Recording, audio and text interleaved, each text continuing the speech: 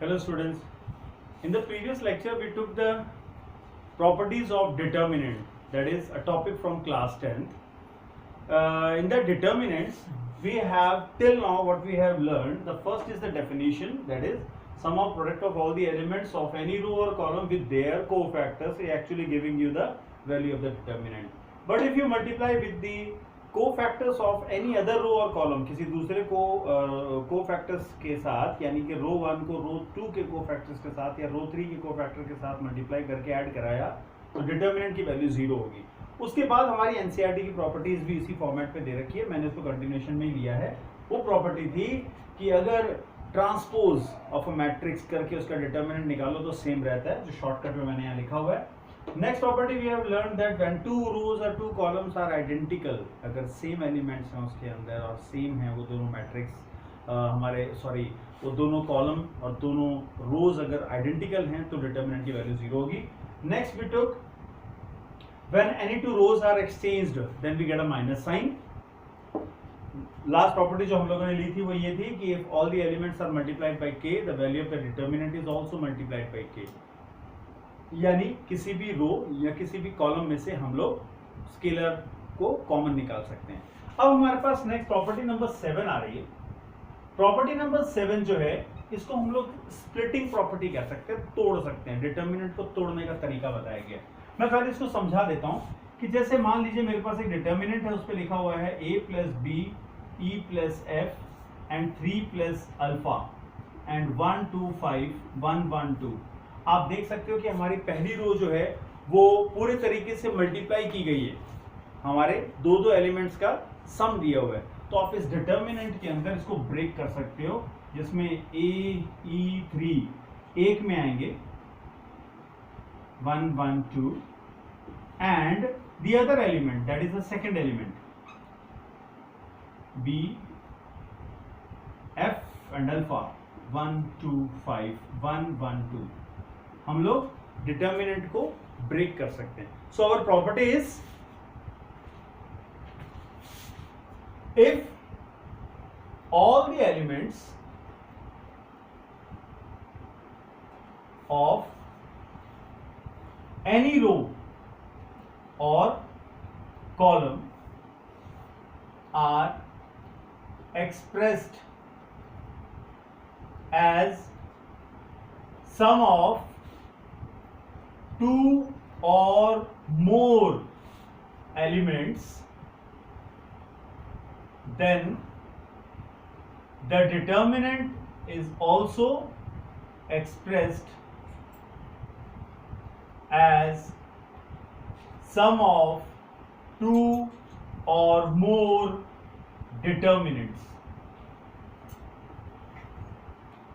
ये आपके सामने इस प्रॉपर्टी को मैंने समझा दिया है कि अगर किसी डिटर्मिनेंट में हमारे कोई भी एक रो या किसी एक कॉलम के सारे एलिमेंट, ऐसा नहीं है कि ये है और यहाँ पे मान लीजिए मैं आपको सिर्फ अल्फा लिख दूं तब ये ब्रेकअप पॉइंट नहीं होगा। उसके लिए मेरे को यहाँ प्लस 0 लेके स्प्लिट करके दिखाना पड़ेगा। अभी यहाँ पे 3 है, तो this example we can take it splitting property. Determinant को तोड़ा जा सकता है, तभी तोड़ सकते हैं जब किसी एक रो या किसी एक कॉलम के सारे एलिमेंट दो या दो से ज्यादा एलिमेंट्स के सम के फॉर्म में लिखे गए हैं। And the last very important property of determinant, that is, ये प्रॉपर्टी मैं आपको पहले समझा देता हूं, उसके बाद इसके बारे में नोट करेंगे। एक डिटर्मिनेंट लिया है मैंने, मैं बड़ा सिंपल सा डिटर्मिनेंट ले रहा हूं जिसमें ज्यादा टेंशन लेने की जरूरत नहीं है। ये हमारे पास इसका आंसर हमें मालूम है, 12 माइनस 15 -3 इसका आंसर है। अब अगर -3 आंसर है तो इसमें हम लोग क्या ऐसा करेंगे, प्रॉपर्टी हमारी कहती है किसी भी रो में if all the elements of any row is added with scalar multiple of another row, यानी जैसे मैंने मान लीजिए पहली रो के एलिमेंट्स हैं, क्या है साहब, 2 और 3। मैंने पहली रो में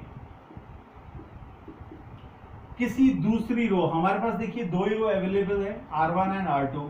R1 में ऐड कराइए स्केलर मल्टीपल ऑफ कोई दूसरी रो। स्केलर मल्टीपल मतलब आप सिर्फ R2 से भी कर सकते हो, मैं यहाँ पे आपको बता रहा हूँ, मैंने ट्वाइस करके इनको ऐड किया है। तो क्या हुआ इसमें हमारा नीचे तो 5 और 6 ही रहेगा। रो 1 के सारे एलिमेंट, ध्यान से इसको समझना है, रो 1 के सारे एलिमेंट रो 2 के सारे एलिमेंट से दुगना करके जोड़े गए। They are being multiplied by 2 and then they are added with the elements of row 1. Let's add them. We are having 2. 2 will be added with twice R2 का एलिमेंट। R2 का element कौन है? 5। यानी क्या बन गया ये? 2 plus 10, यानी दिस becomes 12। अब इसको मेंटली करें, रो 1 के एलिमेंट में दुगने रो 2 के एलिमेंट जोड़, इसका ट्वाइस कीजिए, 10 इसमें जोड़ दो, इसका ट्वाइस कीजिए यानी कि 12 इसमें जोड़ दीजिए, 15 बन गया। तो after applying this operation we are getting this determinant. अब आप इसको चेक करें, इसका आंसर कितना है। ये है हमारे पास 72 minus 75, result is still the same. और ये हमारी सबसे इंपॉर्टेंट प्रॉपर्टी है जो आगे हम लोग elements inverse of a matrix के लिए भी पढ़ने वाले हैं। And we are going to apply this method for proving few determinants. तो इसकी प्रॉपर्टी की लैंग्वेज एक बार लिख लेते हैं। यह है टू एनी रो और column a scalar multiple of another row or column is added